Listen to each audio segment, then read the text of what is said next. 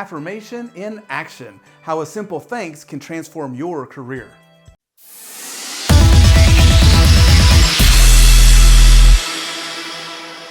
Hello and welcome back. My name is Derrick Christopher Campos and this is The Better Way.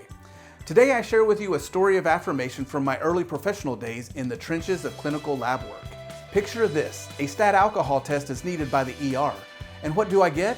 A blood specimen in a blue top tube. Uh-oh. Now everybody knows that alcohol specimens are drawn in gray top tubes because they contain sodium fluoride and potassium oxalate as additives. I mean, it's common knowledge that sodium fluoride acts as a preservative and an anti-glycolytic agent. The preservative function is crucial because it prevents growth of microorganisms in the blood sample that could potentially ferment glucose into alcohol, which would falsely elevate the reports of the alcohol. And as an anti-glycolytic agent, sodium fluoride inhibits the metabolism of glucose in the blood. This is important because if glucose is metabolized, it could decrease the blood sugar levels and indirectly affect the stability of the alcohol level in the sample. Whew. And don't even get me started on the anticoagulant effects of the potassium oxalate. So I call the ER asking for a redraw. The specimen arrives, but again, it's not on ice. Freaking unbelievable!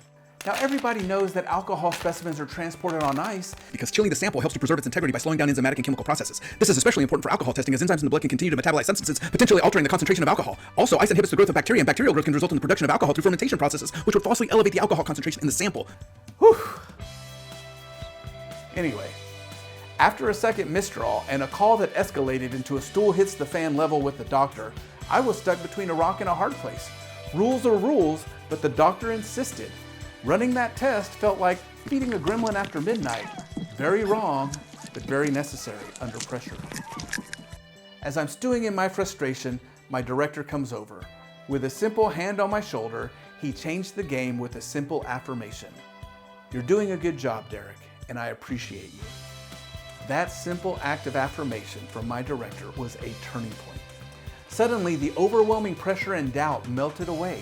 It was a reminder that my efforts were seen and valued. This acknowledgement didn't just lift my spirits, it catalyzed a profound shift in how I viewed my role and my capabilities. This single moment of recognition fueled my dedication and embedded a deep-seated belief in the transformative power of acknowledgement and the importance of paying it forward. That nod of appreciation from going on over 2 decades ago is still fueling my drive to this very day, and I still remember it as if it were yesterday. But hey, those are my thoughts and opinions. I want to hear from you. This week's The Better Way Challenge is first, show your support by hitting that like button.